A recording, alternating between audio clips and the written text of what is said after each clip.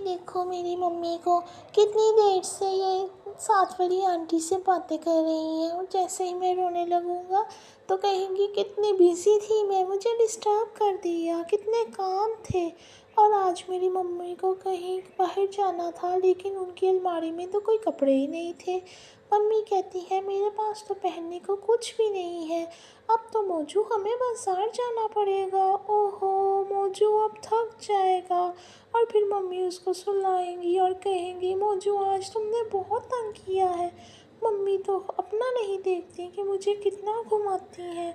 अब मम्मी की सारी अलमारी भरी हुई है और मम्मी कहेंगी कि देखो मेरे पास तो कोई कपड़े ही नहीं है, मोजू में पहन कर के आ जाऊँ। ओफ मेरा तो सर घूम रहा है, मैं इतनी गर्मी में बाज़ार जाके क्या करूँगा। लो जी अब हम आ गए बाज़ार और मम्मी को एक सूट भी पसंद आ गया। लेकिन अब हमें बहुत इंतज़ार करना पड़ेगा क्योंकि जो मम्मी को सूट पसंद आया उसका रेट फाइनल नहीं हुआ।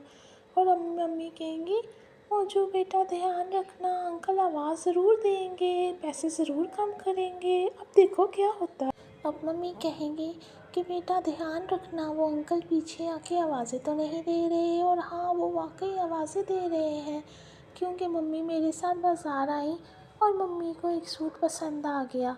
मम्मी कहती है 1000 दूँगी और अंकल कहते हैं 1500 लूँगा। अब मम्मी कहती है कि देखना मैं थोड़ा दूर आके खड़ी होंगी ना, ये अंकल 900 पर आ जाएंगे। और मैंने सोचा ये ऐसा कैसे ही हो सकता है कि अंकल 900 पे आ जाए। मम्मी ने इतना इंतज़ार करवाया और फिर वो अंकल पीछे आकर कहने लगे 800 में ले लो। इसमें मेरी क्या गलती थी कि मुझे इतना इंतज़ार करना पड़ा।